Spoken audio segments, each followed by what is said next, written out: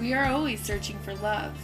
People are always looking on the street, in bars, at work, and now on the internet.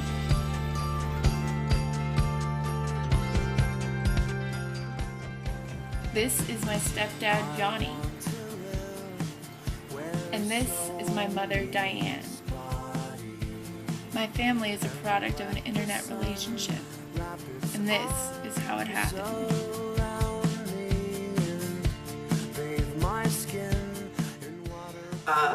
Well, what was happening was my husband used to go to bed very early, and I used to have a lot of time to kill at night because he would go to sleep about 9:30, and I didn't like to go to sleep until about 12. And he actually convinced me that I needed to go play on the internet. Johnny and I met on ICQ.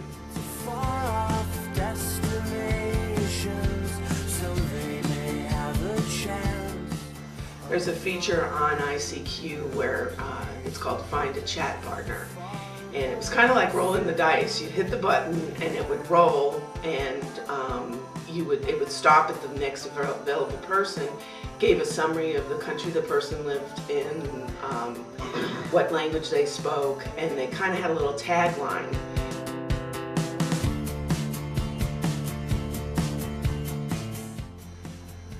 You messaged me. Right, yeah.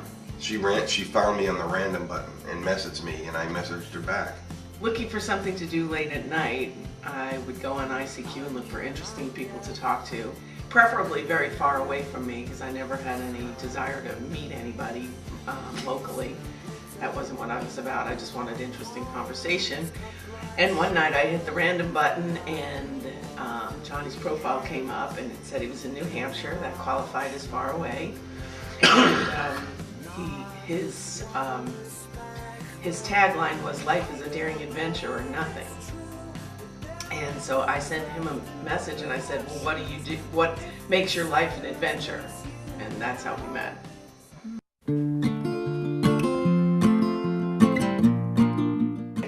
We met online in May of '98, and we became friends online. We both exchanged information about our families. He lied, said he was happily married, and I didn't really offer much information. It was an honest beginning, other than the fact that he didn't want me to think that he was looking for anybody, because he wasn't, but he wasn't necessarily happy. We didn't even care what each other looked like, because we were talking about intellectual things, basically.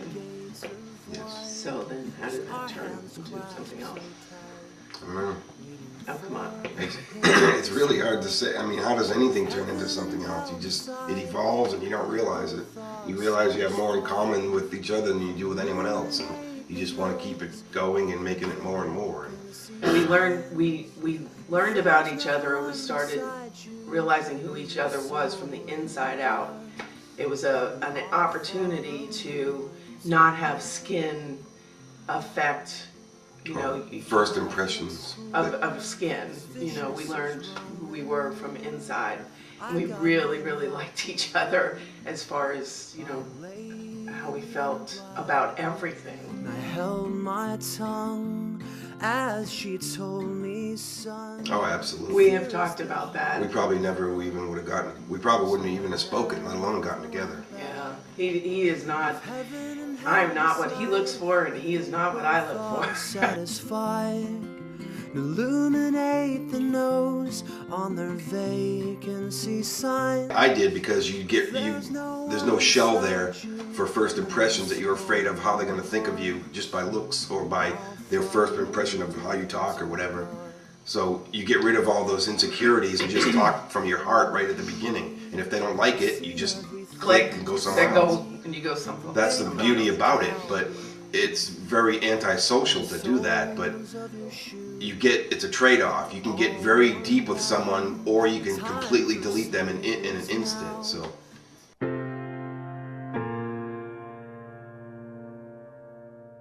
As we learned later, it's really dangerous to do that, because you can meet all kinds of psychos out there.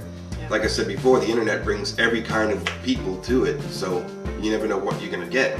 So I would say that it's really, really a good way to do it, but only if you do it very carefully, because it's very easy to get messed up. Right, especially now. I mean, every lunatic's online, you know, it's very, very commonplace, and you have all these child predators out there, and you have sex offenders on there, and it's so much. I mean, yes, it was dangerous for me, and you know, I really didn't know who I was meeting. In fact, when I first met Johnny, I kept saying, okay, when's the part where you kill me?